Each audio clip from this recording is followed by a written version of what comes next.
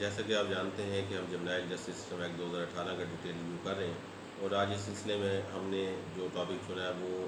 Disposal of cases of juvenile through diversion. Section 9 juvenile justice system act 2018 जो है वो ये बात करता है कि जुवेनाइल जस्टिस सिस्टम एक्ट के तहत जुवेनाइल का मामला डाइवर्जन के ज़रिए रिजॉल्व किया जाएगा, ना कि उसको ऑर्डिनरी कोर्स ऑफ ट्रायल के ज़रिए उसको रिजॉल्व किया जाएगा। जैसे कि आम हालात में जो है वो नौजवान के केसेस ट्रायल होते हैं, जुवेनाइल के मामले को जो है डाइवर्जन के ज़रिए रिजॉल्व किया जाएगा और ये एक स्पेशल प्रोविजन है जो कि इस कानून ने जो है प्रोवाइड की है जुवेनाइल को। तो ये किस तरह से किया जाएगा, फर्स्ट ऑफ ऑल इसमें हम देख लेते हैं। सेक्शन ये कहता है कि with the consent of juvenile या उसके गार्डियन की कंसेंट से ये मामला जुवेनाइल जस्टिस कमेटी के सामने भिजवा दिया जाएगा ताकि वो इस मामले को डाइवर्जन के ज़रिए इसको रिजॉल्व करें। अब हम ये देखेंगे कि इसकी स्टेजेस क्या होती हैं। फर्स्ट ऑफ ऑल आप ये देख लें कि ड्यूरिंग इन्वेस्टिगेशन अगर ये मामला रिजॉल्व नहीं होता तो दैन ट्रायल के दौरान जो है अदालत या प्रोसिक्यूशन इस मामले को जुवेनाइल जस्टिस कमेटी के सामने भिजवा सकती है ताकि वो इसको डाइवर्जन के ज़रिए रिजॉल्व करें। फर्दर ये सेक्शन ये कहता है कि अगर मामला डाइवर्जन के ज़रिए रिजॉल्व किया जा रहा होगा और मामला रेफ़र कर दिया जाएगा जुवेनाइल जस्टिस कमेटी के सामने, तो उस दौरान 173 की रिपोर्ट जो है अगर डिले हो जाए तो उसमें कोई कानूनी बार नहीं है। जबकि हम ये जानते हैं 173 की रिपोर्ट जो है वो हर हाल में 14 दिन में जो है सबमिट कराना कानूनी रिक्वायरमेंट है। लेकिन डाइवर्जन के मामलात में अगर वो रिपोर्ट डिले होती है तो किसी किस्म का कोई डिफेक्टिव मामला नहीं होगा, बल्कि जब तक डाइवर्जन कमेटी के पास मामला पेंडिंग होगा ये रिपोर्ट डिले हो सकती है। अब जब मामला जुवेनाइल कमेटी के सामने मौजूद होगा, जस्टिस कमेटी जो है वो किस तरह से इसको रिजॉल्व कर सकती है with the consent of juvenile or his guardian, वो क्या क्या मेजर्स अडॉप्ट कर सकती है, वो किस किस तरीके से इस मामले को रिजॉल्व कर सकती है, वो तमाम स्टेप्स जो है वो हम इसमें डिस्कस करते हैं। नंबर 1, जुवेनाइल जस्टिस कमेटी जो है वो जुवेनाइल से प्रॉपर्टी या उसके गार्डियन से कोई प्रॉपर्टी जो है वो दिलवा सकती है विक्टिम को या कंप्लेनेंट को। जो उसमें कंप्लेनेंट है उसको ये दिलवा सकती है, ऑर्डर पास कर सकती है एज़ पर लॉ। सेकेंडली, नुकसान जो हुआ है वो उसका अजाला करवा सकती है किसी भी तरह से जो लिटिगेशन के हवाले से या उसका कोई पर्सनली या किसी प्रॉपर्टी का या किसी तरह से जो नुकसान हुआ है वो नुकसान का अजाला भी जो है जुवेनाइल जस्टिस कमेटी जो है वो करवाने का आर्डर पास कर सकती है। अब फर्दर इसमें ये होगा कि जुवेनाइल जस्टिस कमेटी ज़बानी या तहरीरी जो है वो माफ़ीनामा जो है वो लिखवा सकती है, वो उस हवाले से भी आर्डर पास कर सकती है। फर्दर ये होगा कि juvenile justice committee community centre की जो है वो आर्डर कर सकती है, कम्युनिटी सर्विस के हवाले से कोई आर्डर पास कर सकती है कि उससे कोई खदमात ले ली जाए जुवेनाइल से और इस मामले को रिजॉल्व कर दिया जाए। या किसी तरह से जुवेनाइल को जो है जुर्माना या केस का जो खर्चा हुआ है या केस के मामलात में जो एक्सपेंसेस आते हैं वो दिलवा के मामला रफा दफा करने की कोशिश करेगी जुवेनाइल कमेटी। फर्दर ये होगा कि जुवेनाइल जस्टिस कमेटी जो है रिहेबिलिटेशन सेंटर भी भिजवा सकती है इस प्रोसीडिंग के दौरान। फर्दर ये सेक्शन ये कहता है कि अगर इन केस के स्टेट मुद्दई है इस केस में और प्राइवेट आदमी कोई मुद्दई नहीं है तो फिर ये मुतलका प्रोसिक्यूटर कंसेंट से जुवेनाइल जस्टिस कमेटी को ये मामला भिजवा दिया जाएगा ताकि वो इसको रिजॉल्व कर सके। फर्दर ये सेक्शन ये कहता है कि जो भी केसेस जो भी मामला जुवेनाइल जस्टिस कमेटी के सामने भिजवाए जाएंगे रिजॉल्व करने के लिए, तो इनमें मेजर और माइनर ऑफेंसेस जो हैं वो कंपाउंडेबल कंसीडर होंगे। और अगर जुवेनाइल की उम्र 16 साल से कम है तो फिर ये मामला डाइवर्जन के ज़रिए रिजॉल्व किया जाएगा। अदरवाइज़ जो है जो कानून ने प्रोसीजर प्रोवाइड किया है उसी को अडॉप्ट किया जाएगा। अब सेक्शन 11 जो कि डील करता है procedure of juvenile court, juvenile court का प्रोसीजर जो है वो किस तरह से जो है वर्क करेगी और क्या प्रोसीडिंग होगी जब ट्रायल स्टार्ट हो जाएगा। फर्स्ट ऑफ ऑल तो इसमें बड़ा इंपॉर्टेंट फैक्टर है जो कि आम हालात में जो हम देखते हैं नॉर्मल कोर्स ऑफ ट्रायल में जो है इस तरह से प्रोसीडिंग नहीं होती, क्योंकि तमाम प्रोसीडिंग जो है और courts always open for all, ये कोर्ट्स खुली होती हैं और तमाम पार्टीज़ और तमाम लोग जो है उसमें आमदरफ जारी होती है कोर्ट्स में। लेकिन ये क्योंकि स्पेशल इनेकमेंट है और ये जुवेनाइल के केसेस को डील कर रही है तो इस मामले के लिए स्पेशल मेजर्स जो है वो कोर्ट अडॉप्ट करेगी। फर्स्ट ऑफ ऑल तो तमाम लोगों की जो है वो हाज़िरी इस कोर्ट में प्रोसीडिंग के दौरान जो है वो ममनू की गई है। यानी कि कोर्ट जब अपनी प्रोसीडिंग जुवेनाइल केस की स्टार्ट कर लेगी तो उसमें कौन कौन से लोग उस वक्त प्रोसीडिंग का हिस्सा होंगे। फर्स्ट ऑफ ऑल तो स्टाफ होगा कोर्ट का और ऑफिसर ऑफ द कोर्ट जो है वो उसमें मौजूद होंगे। सेकेंडली इसमें जो है जर्नल होगा और उसके साथ जो अपोजिट पार्टी है, यानी कि बहुत पार्टीज़ जो हैं वो उस वक्त जो है प्रोसीडिंग का हिस्सा होंगी, और इसके साथ फर्दर देखेंगे कि रेलिवेंट पुलिस ऑफिसर आईओ जिसने इस केस की इन्वेस्टिगेशन की है वो भी इस प्रोसीडिंग में शामिल हो सकता है। और इसके साथ ही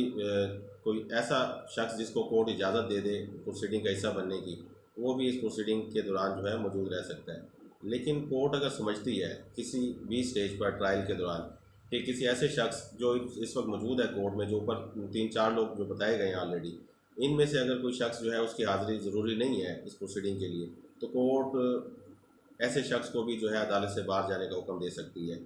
फर्दर मोर इसमें हम देखेंगे ये सेक्शन कहता है कि अगर कोर्ट समझती है कि कहीं मोरालिटी और डिसेंसी का मामला है, यानी कि मिसाल के तौर पर 376 या 377 के केसेस जो होते हैं मोस्टली जर्नल के अगेंस्ट होते हैं, जिसमें उसकी जो है मोरालिटी डैमेज होने का खतरा होता है, तो इन हालात में भी जो है कोर्ट किसी भी शख्स को जो है वो कोर्ट से बाहर जाने का हुक्म दे सकती है और इसको इन कैमरा प्रोसीडिंग के तौर पर जो है प्रोसीड करेगी। अगर कोर्ट समझती है, फर्दर इस सेक्शन में ये बताया गया है कि कोर्ट समझती है कि जर्नल की जो है प्रेजेंस ज़रूरी नहीं है ट्रायल के दौरान, तो कोर्ट जर्नल को भी जो है डिस्पेंस विद कर सकती है पर्सनल अटेंडेंस से, और उसके एब्सेंस में भी इस प्रोसीडिंग को जो है कंटिन्यू कर सकती है। ये सारी की सारी प्रोविजन जो है स्पेशली जो है प्रोवाइड की गई है प्रिविलेज जर्नल को, और जर्नल कोर्ट जो है इस तरह से अपनी ट्रायल की प्रोसीडिंग को कंटिन्यू करेगी। सेक्शन 12 जो कि trial of journal with an adult, इस मामले को डील करता है कि जर्नल का जो ट्रायल है वो किसी अडल्ट एक्यूज़ के साथ किया जा सकता है या नहीं किया जा सकता। जनरल रूल तो यही है कि जर्नल का ट्रायल जो है वो सेपरेट ही किया जाए, और जब जर्नल जस्टिस सिस्टम एक्ट के तहत जो है जर्नल का ट्रायल वैसे भी सेपरेट किया जाना ज़रूरी है। लेकिन अगर कोर्ट ये समझती है for the interest of justice कि जर्नल का ट्रायल जो है वो सेपरेट ना किया जाए बल्कि इसका जॉइंट ट्रायल किया जाए विद एन अडल्ट, तो कोर्ट इसके जॉइंट ट्रायल का भी जो है वो ऑर्डर कर सकती है, उसको जॉइंटली कंटिन्यू करेगी। लेकिन इस सूरत में जो है कोर्ट के पास ये इख्तियार है कि कोर्ट ड्यूरिंग ट्रायल जर्नल को जो है डिस्पेंस विद कर सकती है पर्सनल अटेंडेंस से, और जैसे ही जर्नल कोर्ट जो है पर्सनल अटेंडेंस से डिस्पेंस करेगी, तो फिर जर्नल जो है वो थ्रू ऑडियो विजुअल टेक्नोलॉजी के ज़रिए जो है वो प्रोसीडिंग का हिस्सा बन सकता है, और इस तरह से जो है कोर्ट इस प्रोसीडिंग को कंटिन्यू करेगी। जबकि आम हालात में आप देखते हैं कि जो जनरल प्रिंसिपल है, जो CRPC का प्रोसीजर प्रोवाइड किया गया है, उसके तहत जो है ये जॉइंट ट्रायल किया जा सकता है। लेकिन जर्नल कोर्ट जो है क्योंकि स्पेशल कोर्ट है और स्पेशल इनेक्टमेंट के ज़रिए मार्जे वजूद में आई हैं, तो लिहाजा इसके लिए स्पेशल मेजर्स जो प्रोवाइड किया गया जर्नल जस्टिस सिस्टम एक्ट 2018 में, वो उसी को कंटिन्यू करेगी। और इसके लिए जो जो मेजर्स बताए गए हैं वो यही है कि जो जहाँ पर अशद ज़रूरी होगा जर्नल का ट्रायल विद एन अडल्ट, तो फिर किया जाएगा। लेकिन ऐसा नहीं है कि जर्नल के साथ अगर किसी अडल्ट का ट्रायल हो रहा है तो फिर जर्नल को अडल्ट के साथ नॉर्मल कोर्स ऑफ ट्रायल की तरफ भेज दिया जाएगा, ऐसा नहीं है बिल्कुल भी। बल्कि जर्नल के साथ साथ जो है अडल्ट का ट्रायल भी जर्नल कोर्ट में ही प्रोसीड होगा, और उसके मुताबिक ही उधर जर्नल कोर्ट इसका डिसीजन कर सकेगी आफ्टर रिकॉर्डिंग ऑफ एविडेंस। अगर दौरान समात अदालत जर्नल कोर्ट ये समझती है कि बच्चा जो है वो किसी तरह से फिज़िकली या मेंटली जो है अपसेट है या बीमार है, तो जर्नल कोर्ट जो है उसको हॉस्पिटल रेफ़र कर सकती है ताकि उसका ट्रीटमेंट जो है उसको यकीनी बनाया जा सके। सेक्शन 13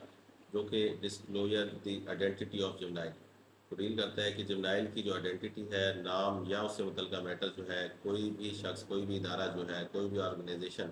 इसको पब्लिश नहीं कर सकती। अगर कोई इदारा या कोई भी शख्स इस प्रोसीडिंग को या जर्नल जिसका केस जो है अंडर ट्रायल है या वो ड्यूरिंग इन्वेस्टिगेशन फेस कर रहा है, इस दौरान अगर कोई शख्स जो है बगैर किसी वजह के ये शेयर कर देगा, तो फिर अदालत जो है ये मामला जो है ये पिनल प्रोविजन में आता है, और ऐसे शख्स को जो है 3 साल तक सज़ा और जुर्माना हो सकता है। अब इसका जनरल रूल तो यही है कि जो भी शख्स इसको पब्लिश करेगा तो उसको सज़ा हो सकती है। लेकिन इस रूल की एक एक्सेप्शन भी मौजूद है कि during the course of investigation इस इन्वेस्टिगेशन ऑफिसर और SHO जो है वो इन राइटिंग अगर ऑर्डर कर दें इसकी पब्लिश किए जाने का और इन गुड फेथ करें, तो फिर ये पब्लिश की जा सकती हैं। लेकिन ये इन्वेस्टिगेशन के लिए अगर ज़रूरी हो तो फिर वो SHO जो है इन राइटिंग जो है इसकी इजाज़त देगा और उसके बाद ये पब्लिश की जा सकती है। फर्दर इसके साथ ही जर्नल या उसका जो है नेक्स्ट किन ऑफ यानी गार्डियन जो होगा, उसकी रिटर्न इजाज़त से कोई भी इदारा जो कि चेयरमैन या सेक्रेटरी लेवल से कम का नहीं होगा और वो अथराइज बाय दी गवर्नमेंट से मंजूर शुदा कोई भी इदारा जो है वो पब्लिश कर सकता है। तहरीरी इजाज़त जो है जर्नल के जो है वो गार्डियन से लेकर तहरीर इजाज़त ले लेगा, उसके बाद वो इसको पब्लिश कर सकता है। लेकिन इसके साथ ही आप देखेंगे कि इस जनरल रूल के साथ साथ जो है कोई भी अदालती प्रोसीडिंग जो है, अगर कोई शख्स इस अदालती प्रोसीडिंग जो कि जर्नैल से मुतल्लिक जो है कैरिड ऑन है, उस हवाले से अगर कोई पब्लिश करता है या डिस्क्लोज़ करता है किसी भी प्रोसीडिंग को, तो उस शख्स को जो है 2 साल सज़ा और जुर्माना हो सकता है। लेकिन इस रूल की भी एक एक्सेप्शन मौजूद है कि अदालतों के जो फैसला जाते हैं, जिनमें हाई कोर्ट्स के और सुप्रीम कोर्ट के जो फैसले जाते हैं, वो इस एम्बिट में नहीं आएंगे और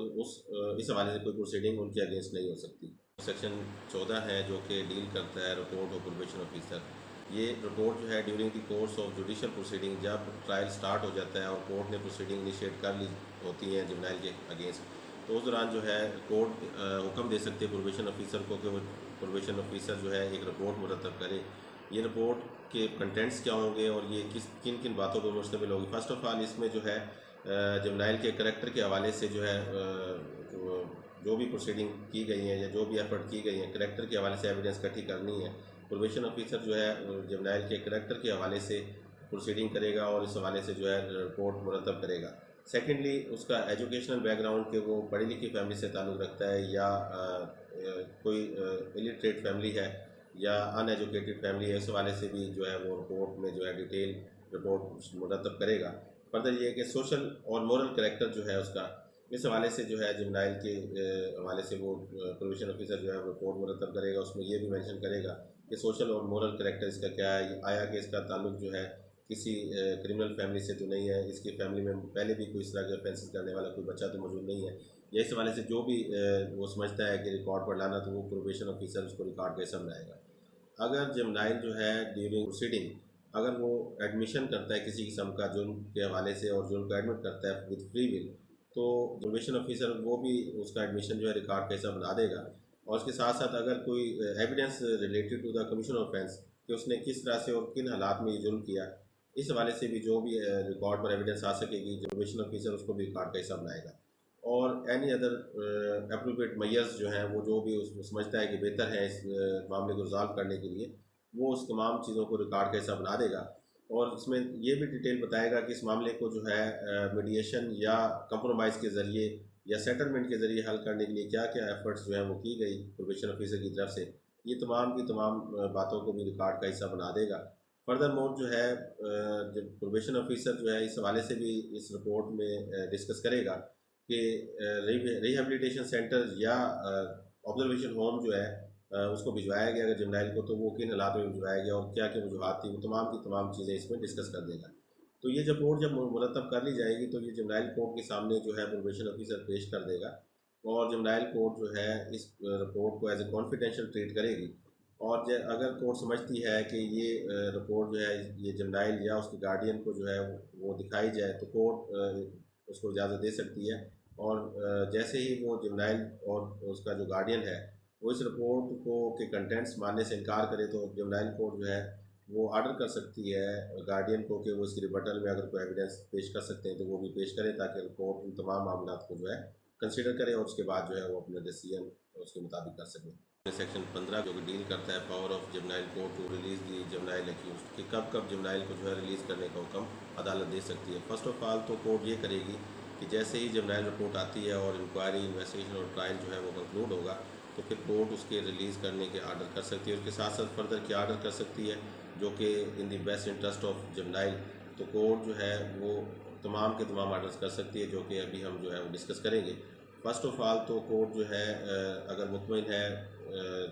प्रोबेशन ऑफिसर की रिपोर्ट से, तो उसकी फौरी तौर पर रिलीज़ के अहकाम जारी कर सकती है। लेकिन अगर कोर्ट समझती है कि किसी भी तरह से जुवेनाइल की जो रिलीज़ है या उसकी जो आज़ादी है वो किसी भी तरह से पब्लिक पॉलिसी या against the interest of the state है, तो फिर अदालत जो है उसकी रिहाई को जो है वो रोक सकती है। फर्दर जुवेनाइल कोर्ट जो है आर्डर पास करते हुए ये आर्डर भी कर सकती है कि जुवेनाइल जो है वो कम्युनिटी सेंटर की जो है ना वो सज़ा जो है वो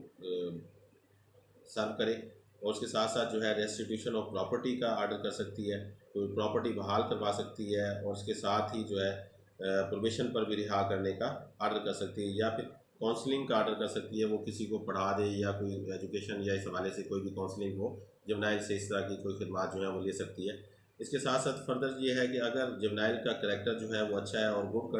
करैक्टर है, तो गुड कंडक्ट पर जो है उसको प्रोबेशन ऑफिसर जो है उसके ज़रिए प्रोबेशन पे भेज दिया जाएगा और गार्डियन के हवाले कर दिया जाएगा, ताकि वो under the supervision of probation officer जो है जो टाइम पीरियड मुकर्रर किया गया उसमें वो जो है सुपरविजन में रहे और किसी किस्म का जो है ऑफेंस कमिट ना करे। अगर कोर्ट समझती है कि जुवेनाइल जो है ड्यूरिंग प्रोबेशन पीरियड किसी किस्म का जो है जो उनकी रेपुटेशन या गुड करेक्टर जो है उसको मेंटेन नहीं रख सका, तो फिर प्रोबेशन ऑफिसर को जुवेनाइल कोर्ट आर्डर करेगी कि वो एक रिपोर्ट सबमिट कराए जिसमें जो है ये तमाम पार्टिकुलर जो है वो बयान करे। अगर प्रोबेशन ऑफिसर की रिपोर्ट के मुताबिक जुवेनाइल का गुड करेक्टर नहीं रहा इस दौरान, प्रोबेशन का जो पीरियड है उसको कैंसिल करते हुए उसे दोबारा जो है गिरफ्तारी का हुक्म कर सकती है। उसके साथ साथ फर्दर उसका ये आर्डर कर सकती है कि इसको जो है रिहेबिलिटेशन सेंटर भिजवा दिया जाए जुवेनाइल को, और वहाँ पर जुवेनाइल जो है वो जब तक उसकी सज़ा है उस वक्त तक वहाँ पर रहेगा, या उसकी जो है 18 साल तक जब उम्र हो जाएगी उस वक्त तक जो है उसको रिहेबिलिटेशन सेंटर रखा जाएगा। Orders that shall not be passed with respect to the juvenile. Juvenile court जो है वो कौन कौन से आर्डर जो है वो नहीं कर सकती। फर्स्ट ऑफ ऑल तो ऑनरेबल कोर्ट ने ये देखना है कि अगर जुर्म कमिट करने के टाइम पर जुवेनाइल की उम्र 18 साल से कम थी, डेथ सेंटेंस कोर्ट जो है वो पास नहीं कर सकती जुवेनाइल के अगेंस्ट। सेकेंडली, जुवेनाइल को जेल भिजवाए जाने का आर्डर नहीं कर सकती।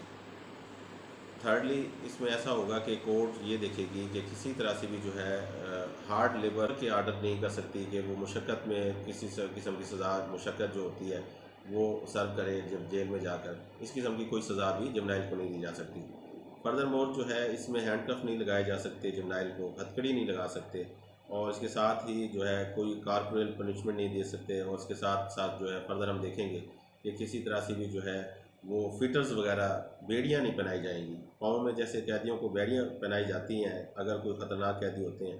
तो जुवेनाइल को ये एक्सेप्शन हासिल है और ये उसको प्रिविलेज हासिल है कि इनमें से कोई भी सज़ा जो है वो सज़ा के तौर पर या किसी भी तरह से जो है ये रवैया जो है वो जुवेनाइल के साथ इख्तियार नहीं किया जाएगा। कॉर्पोरल पनिशमेंट के हवाले से जो दो जजमेंट्स हैं जिसमें ऑनरेबल कोर्ट ने ये होल्ड फरमाया कि किसी तरह से भी जो है कॉर्पोरल पनिशमेंट जिसमें कोड़े होते हैं या जिस्मानी तशद्दुद की जो सज़ाएँ होती हैं वो किसी तरह से भी जुवेनाइल को नहीं दी जा सकती। फर्स्ट ऑफ ऑल तो इसमें केस ला है PLJ 2014 FSC 72 पेज है, ये फेडरल शरीयत कोर्ट का फैसला है। और सेकेंडली 2004 PCRLJ 426, जिसमें ऑनरेबल कोर्ट ने यही होल्ड फरमाया कि जुवेनाइल ऑफेंडर जो है जो टेंडर एज है, यूथफुल ऑफेंडर है और अभी मेच्योरिटी की एज को नहीं पहुंचा और अभी वो टेंडर एज है, तो उसे किसी किस्म की जो है इनमें से सख्त सज़ाएँ जो हैं वो नहीं दी जा सकती जो कि आम कैदियों के लिए मुंतखब की जाती हैं। इस अगर हम देखेंगे कि तो ये तो एक जनरल रूल हुआ कि ये सज़ाएँ नहीं दी जा सकती या इसकी रवैया जो है इख्तियार नहीं किया जाएगा जुवेनाइल के साथ। तो इस जनरल रूल की कुछ एक्सेप्शंस हैं जो कि इसी सेक्शन में प्रोवाइड की गई हैं। फर्स्ट ऑफ ऑल तो कोर्ट ये देखेगी कि अगर जुवेनाइल की उम्र जो है वो 16 साल है और एप्रीहेंशन ऑफ स्केप है या किसी किस्म का वो हीनियस ऑफेंस में जो है वो मुलविस है जुवेनाइल, और फर्दर मोर कोर्ट ये देखेगी प्रीवियसली अगर कन्विक्टेड है और 16 साल एज भी है और प्रीवियसली कन्विक्टेड है लाइफ इम्प्रिजनमेंट के केस में, तो कोर्ट रीज़न रिकॉर्ड करेगी और उसके बाद जो है जुवेनाइल को जो हैंडकफ लगाने के भी आर्डर कर सकती है क्योंकि उसके भागने का खतरा है और उसका प्रीवियस करैक्टर जो है वो कोई रिलायबल नहीं है ऑलरेडी, तो कोर्ट उसको जो है हैंडकफ लगाने का आर्डर कर सकती है। फर्दर कोर्ट जो है उसको रिहेबिलिटेशन सेंटर या ऑब्जर्वेशन होम भिजवा सकती है, और रिहेबिलिटेशन सेंटर और ऑब्जर्वेशन होम में जो है उसको कैद तन्हाई जिसको हम सॉलिटरी कन्फाइनमेंट कहते हैं कानून की ज़ुबान में, वहाँ 24 घंटे से ज़्यादा उसको नहीं रखा जाएगा। ये तमाम वो आर्डर्स हैं जो कि जुवेनाइल जस्टिस सिस्टम एक्ट ने प्रिविलेज ग्रांट करते हुए जुवेनाइल के लिए स्पेशल मेजर्स अडॉप्ट करते हुए ये तमाम की तमाम जो हैं चीज़ें इस सेक्शन में डिस्कस की हैं, जो कि at the time of decision juvenile court जो है इन तमाम मामला को मद्देनजर रखेगी, उसके मुताबिक ही अपनी जजमेंट या एडजुडिकेशन जो है वो पास कर सकेगी। Section 17 juvenile justice system act 2018 जो कि स्पेशल प्रोविजन प्रोवाइड करता है फीमेल जुवेनाइल एक्यूज़ के हवाले से। अगर किसी केस में जुवेनाइल एक्यूज़ फ़ीमेल है और अगर उसने कोई जुर्म कमिट किया है तो उसके साथ ये कानून क्या मेजर्स अडॉप्ट करेगा। फर्स्ट ऑफ ऑल तो जुवेनाइल फ़ीमेल एक्यूज़ को जो है अगर एप्रीहेंड किया जाता है, गिरफ़्तार किया जाता है किसी भी ऑफेंस में, तो उसकी गिरफ़्तारी या एप्रीहेंशन जो है वो किसी तौर भी मेल ऑफिसर के ज़रिए नहीं की जाएगी, बल्कि एक फ़ीमेल पुलिस ऑफिसर जो है वो उसको एप्रीहेंड कर सकती है, उसको गिरफ़्तार कर सकती है। सेकेंडली, इन्वेस्टिगेशन के मामला आते हैं अरेस्ट के बाद, तो अरेस्ट के फ़ौरन बाद जैसे ही इन्वेस्टिगेशन स्टार्ट होती है तो ये इन्वेस्टिगेशन भी जो है जुवेनाइल फ़ीमेल एक्यूज़ की किसी तौर भी मेल ऑफिसर पुलिस ऑफिसर नहीं कर सकता, बल्कि ये भी एक जुवेनाइल की जो तफ्तीश है ये एक फ़ीमेल पुलिस ऑफिसर जो है उसको साइन कर दी जाएगी, ताकि वो इसकी तफ्तीश जो है अमल में लाए। फर्दर ये होगा कि अगर कोर्ट समझती है कि जुवेनाइल अक्यूज़ अगर फ़ीमेल है और उसको प्रोबेशन पर भेजना है, तो जुवेनाइल फ़ीमेल को किसी तौर भी मेल प्रोबेशन ऑफिसर के हवाले नहीं किया जाएगा, बल्कि फ़ीमेल प्रोबेशन ऑफिसर की सुपरविजन में उसको दे दिया जाएगा। इन केस की अदालत सज़ा देती है फ़ीमेल अक्यूज़ को, तो रिहैबिलिटेशन सेंटर में जैसे भिजवाया जाता है या ऑब्जर्वेशन होम में ड्यूरिंग इन्वेस्टिगेशन या ट्रायल रखा जाता है, तो वहाँ भी जो है फ़ीमेल प्रोबेशन ऑफिसर या रिहैबिलिटेशन या आप समझते हैं कि ऑब्जर्वेशन होम के जो इंचार्ज होते हैं, जो establish or designated by the government, जो अथराइज ऑर्गेनाइजेशंस बनी हुई हैं, वहाँ पर भी जो है फ़ीमेल सुपरवाइज़र के जो है सुपरविजन में इसको दे दिया जाएगा जुवेनाइल फ़ीमेल अक्यूज़ को, और वहाँ पर इसके साथ जो है किसी किस्म का जो है मेल जो है उसका इंटरेक्शन नहीं होगा। तो ये तमाम के तमाम प्रिविलेजेस जो है फ़ीमेल अक्यूज़ को दिए गए हैं इस कानून में, जो कि आम हालात में जो है इनको इग्नोर किया जाता है, लेकिन जुवेनाइल जस्टिस सिस्टम एक्ट जो है इस हवाले से स्पेशल प्रोविजन जो है वो प्रोवाइड करता है, और उसकी तफ्तीश के मामले और उसके अरेस्ट के मामले को जो है इस तरह से डील करता है कि जो कि स्पेशली प्रोविजन के इनेक्टमेंट के हवाले से प्रोवाइड किए गए हैं। अब तक के लिए इतना ही। अल्लाह ने